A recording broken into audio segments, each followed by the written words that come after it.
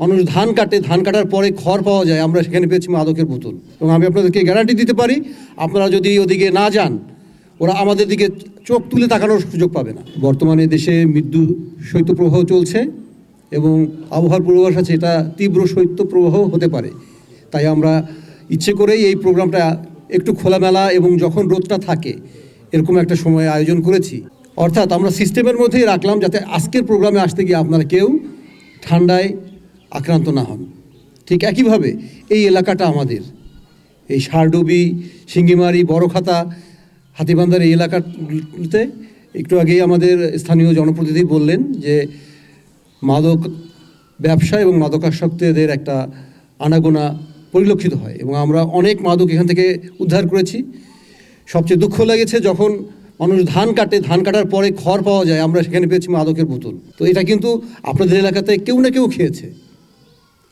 তো আপনাদেরকে সহায়তা করতে হবে যাতে এই জিনিসটা এখানে কেউ সেবন না করতে পারে, কেউ রাখতে না পারে এবং কেউ নিয়ে আসতে না পারে। আপনারা যদি একটু খেয়াল করেন, কিছুদিন আগে এই মাদক আনতে গিয়ে কিন্তু আমাদের একটি যুবক তাজা প্রাণ দিয়েছিল।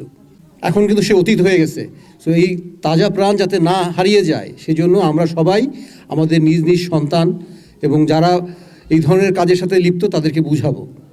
কারণ এই ব্যবসাটা একদিন করে সে হয়তো কিছু লাভ পেলো, বাট জীবনটা চলে গেলে এই লাভ কিন্তু তার কোনো কাজে আসবে না। আমরা এখানে অনেক মা আছি, আমরা আমাদের সন্তানদের বুঝাবো, অনেক বাবা আছি, ভাই আছি, প্রতিবেশী আছি, সবাই বুঝাবো যাতে আমাদের এই হাতিবান্ধা এলাকায় এই ধরনের কাজ না হতে পারে।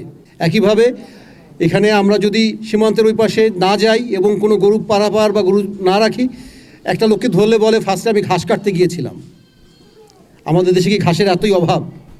এখন আমরা সবাই ভুট্টা করছি, ভুট্টার পাতায় কিন্তু গরু ছাগল খেতে পারবে। ঠিক একইভাবে আমি খুব আশান্বিত হয়েছি, আমরা অনেক রাস্তার পাশে দেখেছি নেপিয়ার ঘাসের চারা লাগানো হচ্ছে। এইভাবে যদি আমরা যার যার পতিত জমিগুলো কাজে লাগাই তাহলে কিন্তু আমাদের শুধু এই সীমান্তের 150 গজের মধ্যে যাওয়ার দরকার পড়ে না। এবং আমি আপনাদেরকে গ্যারান্টি দিতে পারি, আপনারা যদি ওদিকে না যান, ওরা আমাদের দিকে চোখ তুলে তাকানোর সুযোগ পাবে না। বিজিবি অত্যন্ত কর্তব্যপরায়ণ এবং তাদের কাজ ঠিকঠাকভাবে করবে, বাট আপনাদেরকে একটু সহায়তা করতে হবে। সহায়তাটা হচ্ছে যখন এই ধরনের চলাচল বা অনুপ্রবেশের ঘটনা ঘটে আপনারা জানাবেন, কেউ মাদক আনতে গেলে আমাদের জানাবেন।